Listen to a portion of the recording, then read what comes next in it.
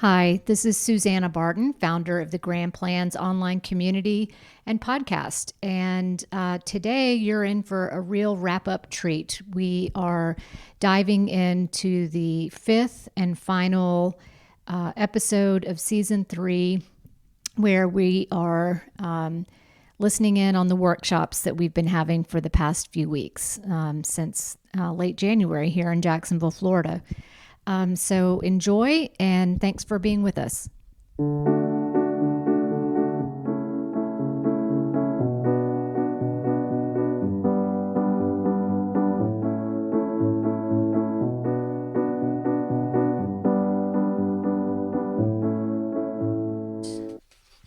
All right, here we are for our last workshop here at the Literary Lounge. And we are discussing the final 4 steps of a workable grand plan. And I'm hoping we'll keep those 4 steps a little short because they're, things that won't take too much brain power. And then I'd like to, at the end, go through maybe around the table and talk about, one big takeaway or lesson that you've learned in your experience that you might share, one big takeaway. And then one thing that you have promised yourself you won't do to your kids. I'm calling it the never will I ever. Like, complete the sentence. Oh. All right. So anyway, we'll get to that at the end of the gathering. But so number 17 is to play the what if game constantly and get mentally prepared. I think this is important to just always be thinking about what you're going to do. And there is something in this book, Honest Aging, that I posted a picture from.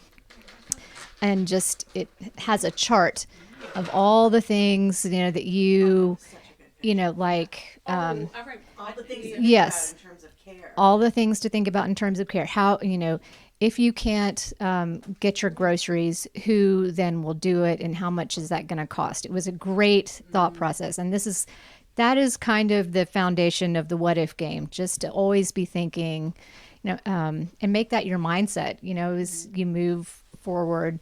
I remember when I graduated from high school, I took a self-defense class, and one of the things, my mom made me do it, and one of the things was, when you're going to your car, take your keys and, put them between every finger and go out to your car with confidence and purpose. And so I literally still do that because it's so ingrained in my brain. And also getting in an elevator, if there are weird men in there, then you should play with your earrings so you can always be ready to, jab them. Anyway, so the what if game, and the next one, which is play the ask yourself honestly game, are kind of related, but will help put you in a mindset, I think, of how to always be thinking about what's next, what's to come, how we should be thinking about those things.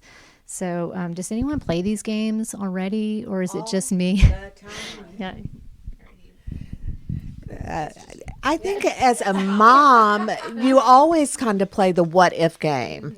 What if my kid has been in a car accident? What if? And my mind just absolutely goes crazy, especially about 2 a.m. Yeah. But yeah, I play the what if game a lot, not just for me, but for my brother who's now disabled. Mm-hmm. And he is 800 miles away. And I have 2 other siblings who live in the same town, but I'm the only girl. And what if something happens? Well, it may be right back where it was a couple years ago, where I'm tearing up the highway between Florida and Missouri again. So I do play that what if game a lot. Not just for myself and my children, but for my siblings as well. And let me add on the ask yourself honestly game. That one is kind of like really think about. It's kind of self-awareness is what I mean by that. Like, as an example, when I think, like, I don't like gardening, I don't like keeping a yard. My yard is gross like 99% of the time. It looks particularly gross now with all the pollen and all this stuff. I can't even find my yard anymore. But I know I do not like to garden. I don't want a yard. So when I'm thinking ahead of where I might want to live, I can honestly say I do not need a yard. I do not want a yard. That is not something that resonates with me. You find a good place, I'll be your neighbor. Yes, yes, and we can have gross yards together.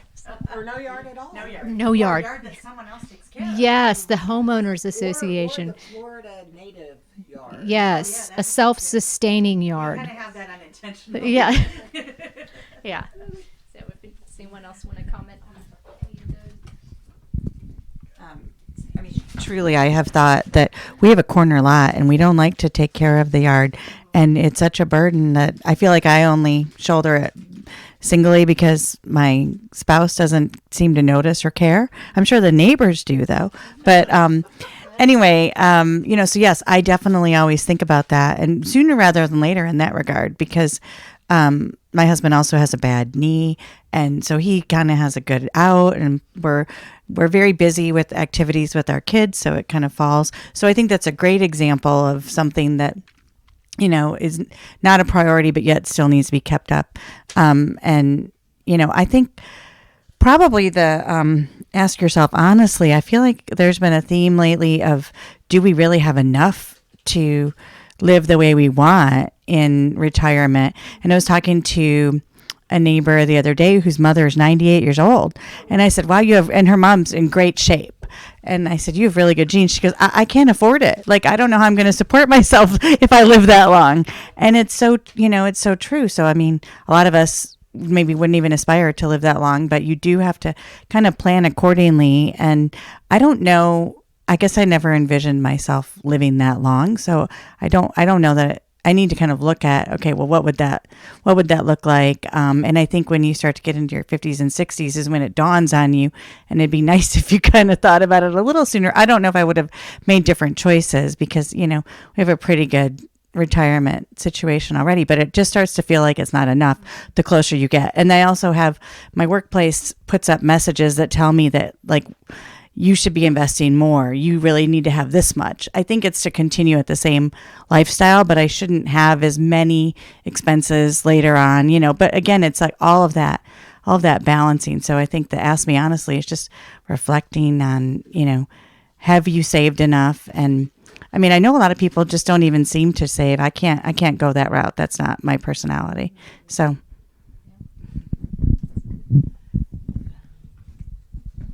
Well, a little bit of follow up to that, because we actually have a meeting with our financial advisor next week because my husband retires July 31st. So it's getting like I have this whole list of things to accomplish. And Is that step one or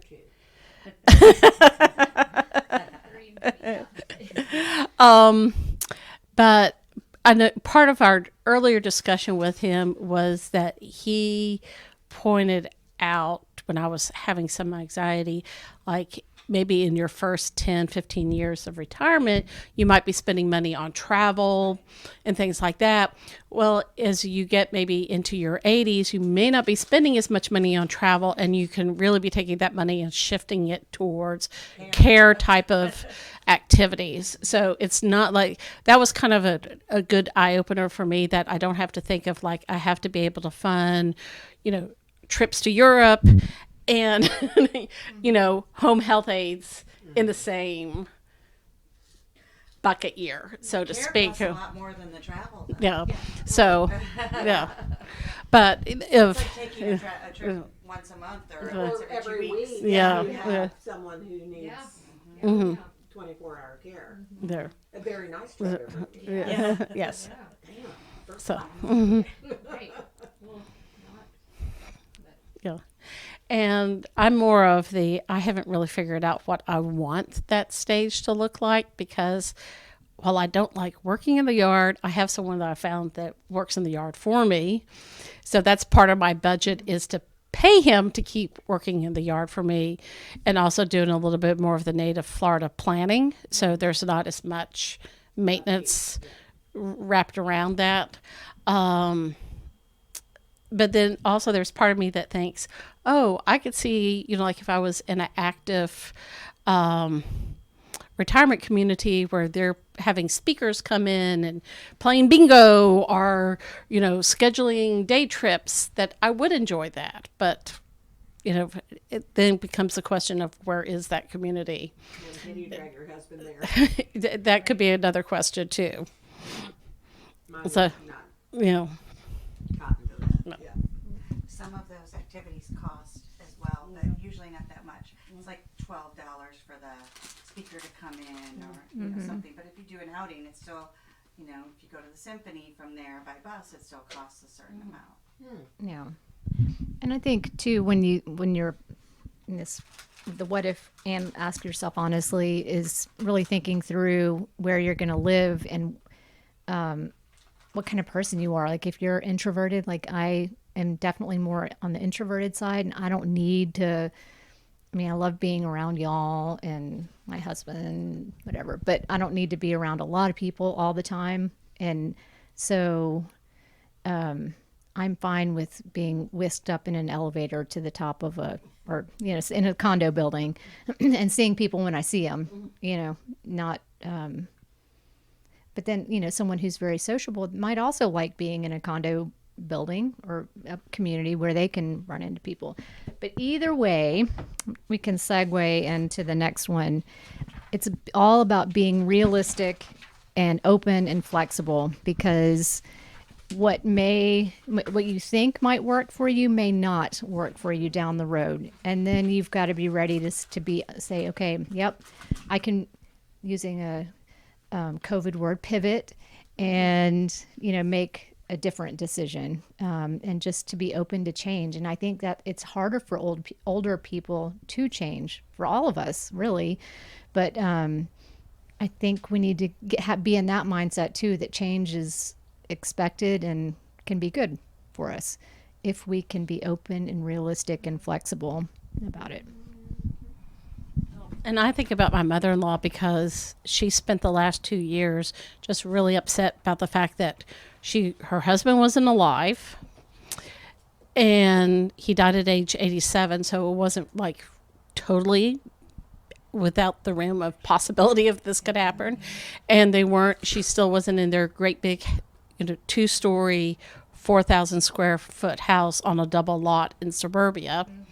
And as a result, she was going from assisted living place to assisted living place with nothing really drastically wrong with them. It wasn't like they were abusive or it was unclean or unsafe. It was just she was unhappy because it wasn't anything that she had planned, had accepted that. And as a result, it made it very stressful, not for my husband and me because we were in Florida, but for my brother-in-law and my sister-in-law in Tennessee, because they were the ones who were having to listen to the unhappiness, find the other place, do the moving, and all of that, of not, thinking that we're not just going to live in this big house forever kind of thing. And especially because she had a debilitating illness that, you made it, you're right. So her mobility was very limited, and had not ever used any of those life alert type of systems. So if she had fallen and in a very isolated place, she really would have been in a pickle. And actually, she fell at one place and hurt herself badly.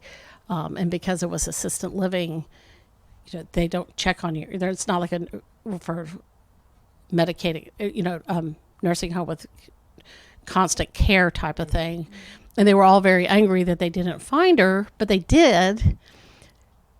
But it just wasn't like right away. And it was also, she didn't have any type of life alert system, so she couldn't let anyone know that she had fallen. Right. So Probably refused it. she did. She refused it, yes. And then we bought her one and she didn't use it. Yeah. She showed us. Well, it's better than the fire and rescue breaking the door down like they did with my mom. They were coming the second time, but the building manager Oh. stopped.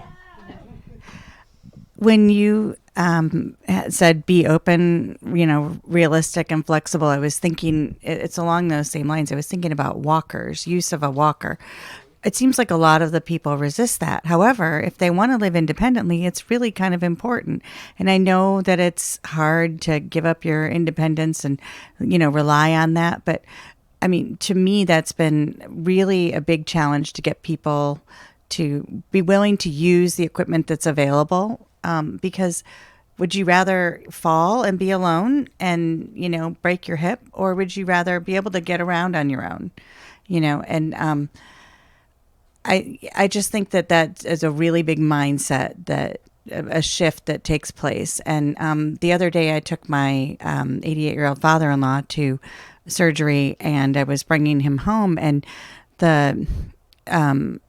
the nurse was talking about, the anesthesia effect, and we were, emphasizing something about his walker. She goes, well, I don't even know if you need to use your walker. And I thought, what? Just don't say that, because he was doing okay without it. It was folded up there. But I'm like, what? No. We have worked too hard to have somebody in the medical field say something like that. But, that would have been really not smart at all, especially under the influence of anesthesia. But, I think that's how you want it to be. You want it to look like you don't need the walker, but you have it so that in case you lose your balance, because I think it helps you get around versus, I just thought that was an interesting takeaway that I would share, because I've noticed that with multiple senior citizens who resisted at first. In fact, there's a article I found on nextavenue.org, which is a great site, but it talks about the fact of us as a culture being resistant and applauding people who may be struggling with walking, and like they stumble and then they get up and we all applaud kind of thing. But the takeaway was that it really is, like you said, setting up someone for loss of independence because they have a fall, they hurt themselves. There's actually good research that shows with using hearing aids helps prevent dementia. And that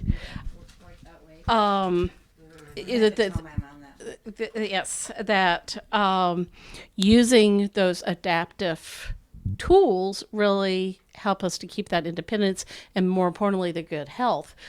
Because my father, for a long time, refused to use anything, and it was the last doctor visit at the general practitioner that nobody liked except for my father, and I fired him after that.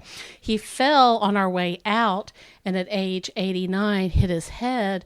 So with his fragile skin, blood it looked like a murder scene. He had to get stitches. It was right there on the forehead where the very, very thin it is. And, had he been using a walker or even a cane, that could have been had more stability. And then in the article in the Next Avenue, the author was citing his mother, who got a hairline fracture in a femur and then fell again, and the femur snapped. So bad things. Yes. So much to look forward to. Yeah. So I struggled with this topic with my mother, to the point where she fell and broke her hip because she refused. Her gait was when she walked, she was so unstable. She was like a teetering. It was awful, and I knew it was just a matter of time. So what do you suggest? Tried to talk to her about it, tried to show her how to use it, tried to have my brother show her how to use it and talk to her about it, remained resistant to the end until she fell, and even now she won't use it, and she's got a pin in her head. Yeah. Does she struggle with any dementia? Yes, there's a little bit of that. Yeah. Issues with the hearing aid. Yeah. Issues with she's so vain. She won't wear her glasses. She won't wear the hearing aid. She won't use a walker. I think that's so normal. I've heard that a lot and experienced it too, with older adults not wanting embrace anything. their Hearing aids situation. are a big thing, but they do help so much. Well, they keep you connected. Right. You lose the connection. What about notes? There's these Have you huge left things notes? anymore. To say, to reinforce, or the doctor said you need to. Maybe try different walkers, or is it, are you past that? Because I think sometimes they need the right style. I've seen that where they We have did. to We try. tried like 3 different Yeah. canes, 2 different walkers. And my brother finally just said, "She's vain. She's not going to do it." We Which need brother? Senior citizen Colin. influencers. Yeah. But they don't follow it necessarily. But to see, they need to see it in other people and know that it's okay. But did the girls talk to her about it? Because I know my mom responded much better to her grandchildren than her children. And I would agree with that. Yes, when my daughters are around, she's much more adherent to suggestions. I'm the evil one. Of course you are. Real quick, have you tried contracts, or, I mean, again, an older, well, I know, and they're also, everyone's so different. That's the challenge. It's like there's no like hard and fast prescription, but an older person I know relates well to a signed contract that's shown to him about why a bath is necessary, or or taking a shower, being clean with somebody else in the bathroom. And sometimes it works, but I think the problem that gets in the way is the dementia, and again, it's like sometimes those situations are hard to fix, but maybe it's something we can fix in ourselves, in addition to trying to prevent dementia by wearing our hearing aids or doing the things, but to be cognizant that it's an issue, like that messes with your mind and makes you choose unwisely, I've been doing my word games religiously. And I think that's part of what we're doing with grand plans, is taking those lessons of the people that we've loved or liked in our lives and applying them to ourselves under that, like the game Never Will I kind of thing. In fact, I just came back from a family road trip, and my middle one was in the car with me, and we had some discussions along the line, and talking about like not driving. And I think it helps if we can have those discussions, because my parents certainly did, and my in-laws certainly didn't have those kind of discussions with us, like what will happen if we aren't able to drive, kind of thing. So like I was having discussions about like whether it's moving someplace that is walkable, or using Uber, using Lyft. And that's going back to when we were talking about technology, that if we stay up to date on technology, when we have to use our phone to call the Uber driver, that we're going to be prepared to do it. And by keeping... Or to only be taught once or twice and then be able to do it. Yeah. You're my husband. Yeah. That learning curve is flat. Yeah. But also taking those takeaways about, like, if we do realize we're losing hearing, most of us in our room, this room is wearing glasses, and the rest of us may be wearing contacts for all of. But doing those kinds of things of acknowledging that we may need hearing aids at some point. I have a friend that has a hearing loss because it's a genetic condition. And she's younger than me, but's been probably wearing hearing aids for 10 years. But that's a gift she's really giving her friends and her family, because she stays engaged with it, can be engaged instead of... I used to be in a group with an older woman who she would come and then fuss at us for not speaking up and saying, well, I left my hearing aids upstairs. I just wanted to pound my head against the wall because she was fussing at us for not speaking up, but she wasn't using the tools her to hear. Yeah. And I think, and I mentioned this last time, everyone was like, oh my God, no. But I think not, if the answer to some of these questions, and you're being flexible and being realistic and planful and talking about it, is that your child is going to be the one who helps. Like if you, in that example, yes, right. I mean, it's probably not going to work. But if it is, like, say you've got someone who's like, yeah, gosh, I want to be that person, and that's copacetic with everybody, then fantastic. That is a plan. That's everybody's on the same page, and it also feeds into another thought that keeps popping into my head about, how our family dynamics have shifted over the generations where, older adults used to be on the scene, much more involved in helping, raise kids and babysitting and, imparting wisdom and getting kids to their next stage. And now it's like there's not as much input, and which is, I think, unhealthy for some older adults, because when you're on the scene, you're using your brain, you're using your ears, you're forced to, be present. And I don't know, but at the same time, I don't want my kids to come home and live with me forever, and I don't want them to be the ones who are supposed to help me when I'm older. Right. And yeah, like if someone said, oh, your in-laws are going to come live with you, that's the plan, I'd be like, I love my in-laws, but yeah.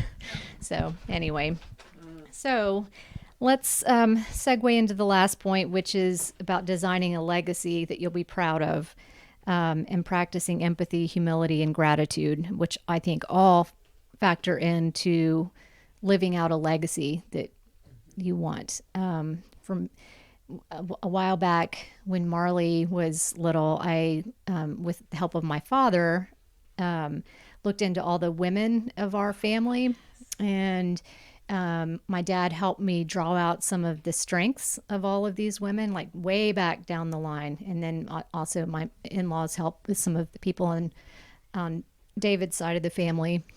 But it was really great, like kind of distilling out some strengths, like that people that, that my kids can learn from, and that it's in their blood. And so then it makes me think, well, what do I want if I was in that book? What would I want? And it's just something to think about, because every action you take, creates that legacy. So, I mean, I would think I want to be remembered as someone who was generous and loving and present. So that's, I guess, what normally I'm working through. But I don't know, like, does it mean, do I want to create memories of taking them on trips or quality time together in, at a cabin or at the beach? I don't know. So those are the things. But I think it is important, and it can be a guide, a guidepost to that, our second half, like how we want to, what kind of people we want to be and how we want to be remembered. Because I think a legacy is important. So when you say practice empathy, humility, and gratitude, are you talking about for us or for the people around us? Yes, for us. Okay. We can have empathy for the people who are helping us, as we move into that. We can be humbled by it. Okay. We can receive it with gratitude. Mm-hmm. Yeah, because my mom's not doing any of that. Yeah, and I think that is And a it's- familiar tune. And doesn't that inform how you want to be with your girls? I know my relationship with my mom, I'm just like, whew, don't. Yeah, this whole Yeah. process has tainted and essentially ruined our relationship. Yeah. And it's very painful. And I have a great relationship with my kids. I don't want them to feel. And they won't. They won't. Yeah, I'm willing to do and discuss. They wouldn't even discuss. Part of that is generational, but Yeah. Completely agree. and part of it is we are a direct reaction to what we have experienced ourselves. Yes, I would agree with that. Yeah. And I think part of it is also by staying engaged in the world and knowing issues that our children and then our grandchildren are facing. I can remember someone saying to me, well, your boys just need to get the lawnmower and go out and knock on people's doors and mow people's yards. And no one does it that way. Like when I was growing up, I had friends that delivered the newspapers. Nobody's on their bicycles delivering the newspapers, kind of thing. And that lack of awareness of how things shift in generations ends up with, I was on the receiving end of advice that was useless, and it felt rather demeaning and a little bit judgmental, because I wasn't handing my boys the lawnmower and saying, go forth and mow the neighbor's yards for $10. Because for starters, we didn't own a lawnmower because we pay a guy to come and mow our yard. And so does everybody else. And it's really someone's livelihood that, they would almost be putting in jeopardy. So the lesson to me was staying engaged in the world, staying up on what the hot toys are, the topics, issues that are facing, whether it's teens or young adults. And not saying, well, back in my day when I rode the dinosaur to school in the snow, uphill both ways, 10 miles, barefoot. When you're aware of those issues and you're aware of what current conditions are, then that builds relationships with your people. I mean, even as dumb as like, okay, I'm gonna get on TikTok and follow them, or message my nieces on Instagram, and staying up. Like, oh, what was Taylor Swift wearing tonight? Just, I mean, it's so silly, but it isn't in some ways. It's like meeting them in their world. yes, right. And I think that's been a challenge for maybe some of our parents. Oh yeah. Yes. So interestingly, I've just become really aware that this next generation, 20 and younger, but mostly even closer to, like middle school and high school right now, they probably are going to be brutally honest with us when we're older, and not in a nice and not in a diplomatic way. So we've tried to be, very careful about how we bring things up with our parents. And you were saying it's generational, but they think that some of what we do to be diplomatic is fake nice, and you should just be out there and tell people. And I think we're in for some seriously rude seeming behavior, and they're just going to think that they're doing us a favor by telling us like it is. I think it's going to be an interesting, clash. Mm-hmm. Well, with that knowledge, we can be prepared to receive it, Well, and also I think, I was of the generation that growing up, girls were nice and you didn't make waves and all that. And I think it is, in a lot of ways, is healthier. I think that they're more clear about setting boundaries, about, like, no, that's not something I want to do, or, no, you're being intrusive with your question, where, I was putting up with older people grilling me really in inappropriate ways, stuff that was none of their business. And they're much more clear about saying, no, that's not your business, shoo shoo. They may be less willing to help us too, because they're so used to setting boundaries. They're just, they might be like, I've already told you, and you're going to have to find someone else to show you. Mm-hmm. I would worry about that a little. Well, but on the flip side, I have one of mine's really good about setting boundaries, but he's also the person who says, I'm already planning to wipe your butt. So you can have boundaries and butt wiping at the same time. That was a very cute family photo that you posted on the Facebook, by the way. I was looking at it like, oh, look, they all look like Beth in some little way. Oh, look so happy. Yeah, and then last on the legacy piece, I mean, I guess, in some ways legacy can have financial implications. And so, like, if your legacy is, oh, I want to, pay for college of my grandkids, or I want to, help with this, that, and the other, then that's got to be part of your financial plan and discussion. Absolutely. Yeah. And I think it's really important to think through what that weight could look like based on the number of children, because we were in a situation where my in-laws we had the first grandchild, and they announced they were going to do a universal life plan, and that was going to pay for their college, and it'd be great, when they're 18 that they're going to have it. And then we had a second one, and then my brother-in-law and sister-in-law had a baby, and they're like, oh, this is a lot more money than we were thinking of. And they only had 4 grandchildren between the 2 sons, which really is not an unusual amount, 2-child, if you figure that. But they made this big offer and made a huge production about it and how it was going to be so great. And then within probably 6 years, completely yanked the rug out from underneath. So I think that's a really, to me, that's almost like a never will I never kind of thing of announcing I'm going to do this without thinking through that, can I do it for everyone and be equitable?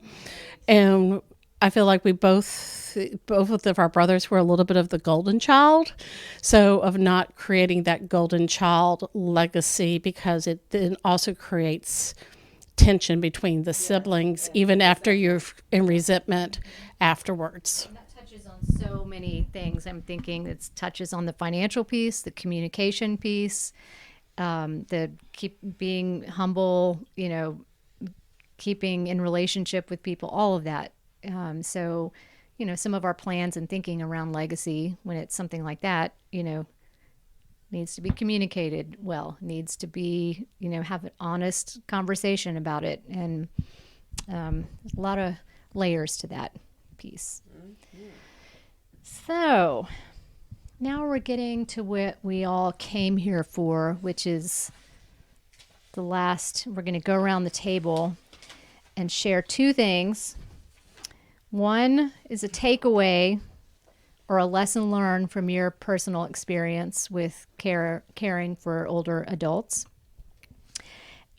And or 2, one thing that you'll never do to your kids, / filling in the sentence, never will I ever blank. So I'll start just so we can have an example. So one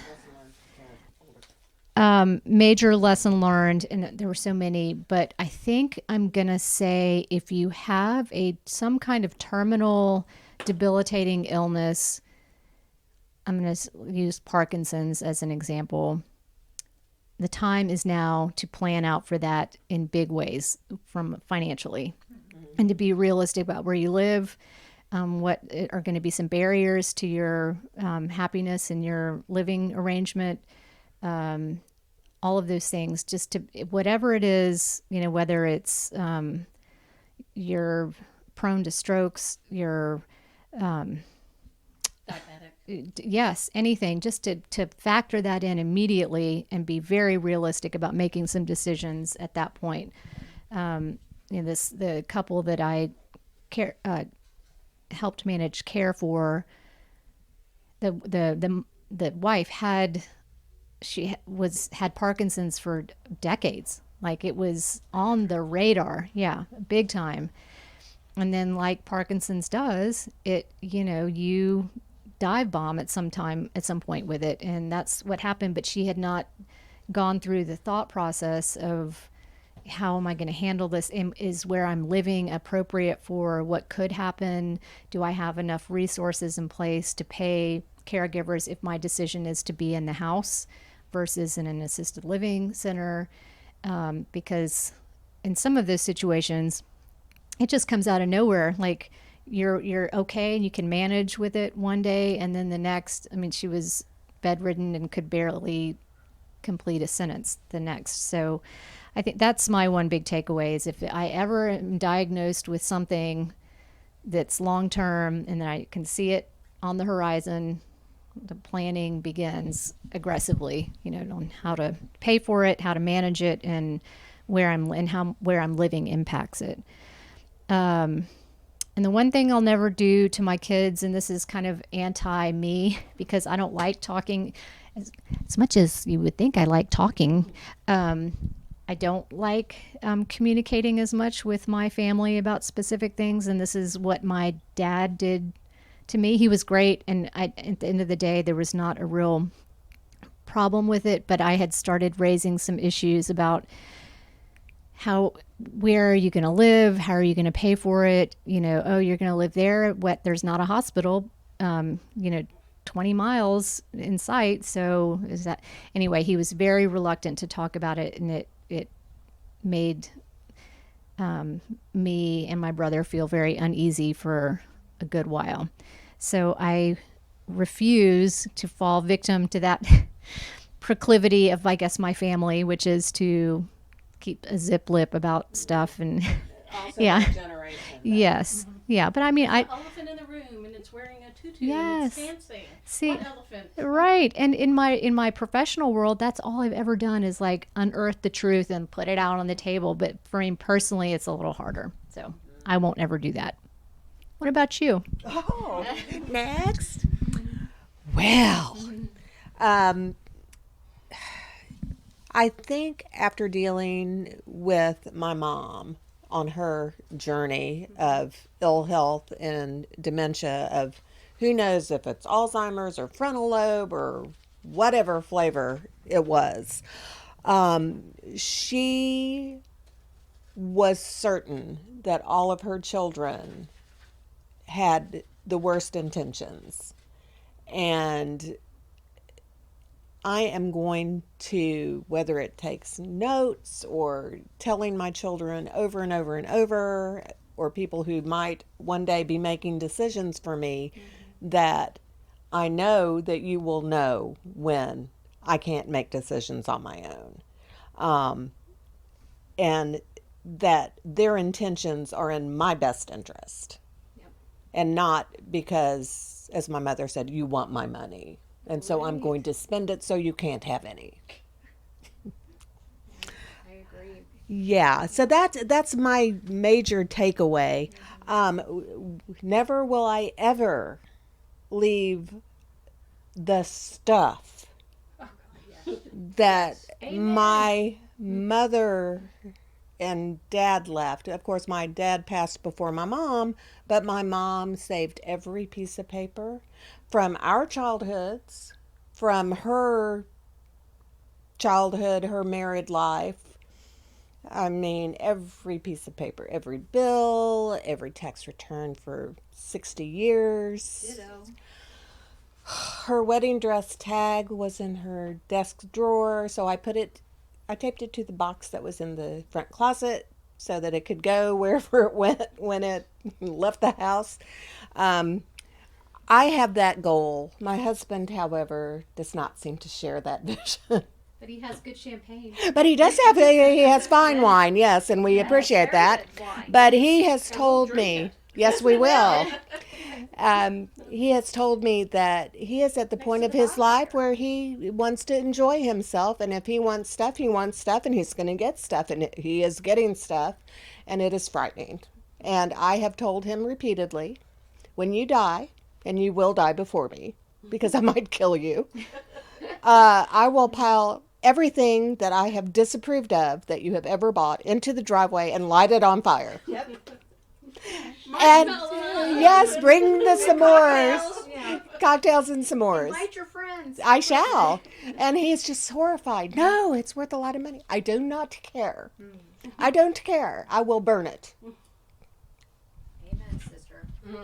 I am not going through his stuff. No. So, lesson learned from older adults. Oh my God, the last 2 years of my life have been a roller coaster and remain chaotic. Yes, yes. So, a couple of takeaways from that. Of course, I'm an organizer, and I like all my ducks behind me lined up nicely. So I will do the same thing for my kids. I will have my house in order. I will have my finances in order. I will be willing to look at housing options when if they bring it up. I'll be willing to listen to. And you will let them drive you around. Yeah, I will be happy to let them drive me around. Yes. And I will complete my gift box that I bought with a big fat ribbon that will have all the plans for everything so they don't have to make any of the decisions. That was the gut wrenching. Taking aging me 10 years is trying to make every blessed decision that they didn't, and going through tons. I have boxes and boxes still in my house full of paperwork that I couldn't put in the storage unit because it had sensitive information on it. Same thing, 60 years worth of tax returns. Yeah, you need to start shredding. I did. I started burning some of it, Oh, excellent. but there's still too much to go through, and then it shouldn't have been. They moved it from New Jersey to Florida. Why? And then it took up storage in a 2-bedroom condo. Defies logic. And never ever will I ever move away from my kids. My mother moved to where my brother lives in Missouri, and she's at least an hour or more from a major medical center. They can't get anyone to come out and do any physical therapy for her. It's just a nightmare. There's no bank that she uses is 2 hours away. The snowball just gets bigger and bigger. From the choices that don't make sense. Yes, and her refusal to think that it wasn't a great decision that she chose it. And some aspect, I will give her credit. They do have 2 children at home, so there's someone typically in the house all the time. They're homeschooled, so they don't go to school during the day. In that aspect, it's good. But, if she doesn't wear her hearing aids, I asked her what the temperature was outside, and she goes, well, I don't have my glasses. I can't see what the thermometer outside says. So why would you be in a world where you can't hear and you can't see? Defies logic. And I won't leave a paper trail like they did. There's not going to be 50 years of paperwork for them to have to go through. I mean, every little piece of paper, I had to open the envelope and go through. There were bills in there that were still in the envelope, still with all the paperwork in the bill, all the little advertisements they put in there for, what a nightmare. I like that idea of not moving away from your kids. And I've not heard it said so succinctly, but I think there's all sorts of smartness about that. Like to be near your family, to create, and then once you decide that, you've created your own new community that you can figure out, and you're staying in touch. And how much time I lost from work because I had to drive 2 hours south to figure out paperwork and every dumpster fire that they created on, and it was just too much. That's very smart, though. To plan ahead. A lot of insights there. I would say a lesson learned from observing seniors in my life would be to not wait too long to try to get settled where you think you want to live out your life. So ideally, that would be no later than the early 80s, from what I've observed with a variety of folks, because when you approach your mid 80s, it's just too physically demanding. And it's a lot. And there's often resistance and thinking, well, when is the right time? And finding that sweet spot is pretty challenging, but the right time is doing it before you needed to have. So I think, it's a balance, and then it's got to feel really, really surreal thinking this might be where I'm going to live out my days. But, really making sure that there's a plan that you can get, emergency care in if you need to, like that there's room for wheelchairs, that there's not rugs too many places, and, designing for that. My in-laws got one of those beds that you can tilt the mattress, which was phenomenal. I would have never thought that would be so useful, but elevating in your own bed is wonderful, and it's not exactly like a hospital bed, but pretty similar. So I thought that was those planning ahead for things like that. And then I guess what would I not do? I mean, one thing I'll say is I guess I'll try really, really hard not to be like these people who resist wearing hearing aids, because I'm probably going to need them. So I'm going to try to try to just take that and, apply the being open and flexible. At some point that time's going to come for me. But I think, I guess there's so many things. It's sort of, one is not to try to pass off my furniture to people. If, There's a great article that your kids do not want your brown furniture. yeah. So that one comes to mind. And I think the one that, again, about being open and flexible, I think knowing my limits for driving. I feel like of the older generation, they're getting better about that. Many of them don't drive at night, and they seem to be accepting of that. And I hope that will continue, and I hope I will do that. But I'm sure that that's going to be, a huge challenge. And I don't certainly don't want to do anything that's not safe. I feel like I had another one, but I can't think of it right now. But just not being resistant to that advice. I want to be driven around. Yeah, I have no problem sitting in the passenger seat. There. Lessons learned. I think I am realizing I need a plan that my kids will be a sandwich generation. There was a point that I felt like I was a sandwich generation because my parents were older than most parents of our generation. They were 37 when they had me as a firstborn. And to put it in context, my mother graduated from college on D-Day. So, like when my father was in his late 80s, my kids were still in high school. And I would say I felt like I was the sandwich, but I was the sandwich left in the bottom of the backpack that was peanut butter and jelly, and an apple had been sitting on top of it all week, and you dig it out and that's kind of slimy. Yeah. And being realistic about the age of my children and the fact that no one's showing any signs of spouses or babies or anything, that they will most likely be very deep in the weeds of their lives. So figuring out plans that will be helpful to them. Never, ever will I not be willing to discuss finances or wills or anything like that, or who the executor is, or for care or anything like that.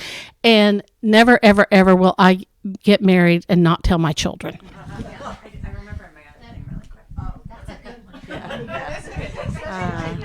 Yeah. I guess it was, never will I think there will always be another time to discuss it. I have seen that my mother and mother-in-law and others have said, someday we need to have you come over and I'm going to go through XYZ with you. I'm going to show you where all the important financial papers are, or I'm going to show you the things that I want to make sure you understand their history so that you can know that they're valuable. And we ran out of time and energy. My mother-in-law just kept saying she wanted to do that, but there was never a time. And my mom kept putting it off too, because whenever we were together, she'd say, "Oh, let's not do that now." And I had to be pretty forceful to say, "No, let's do that." And what is it going to take? A couple hours at most? I mean, let's do it, and then we'll visit. That's good advice. So. That's really good advice. Yes. Absolutely. Well, that's all such good information and wonderful advice, all of it. And I hope that we can take some of these things that we've shared and learned and read about, and do it now. Just commit it to the way we practice our lives.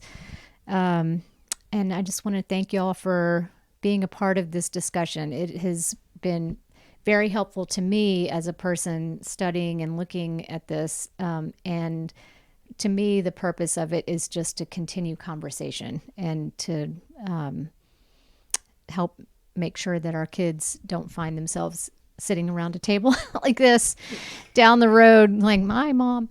But thank you all so much for sharing your time and your stories and your experiences and coming together. I've really enjoyed just the friendships that have evolved from this. So anyway, thank you all very much. We'll see you. Thank you. Yep. Yep.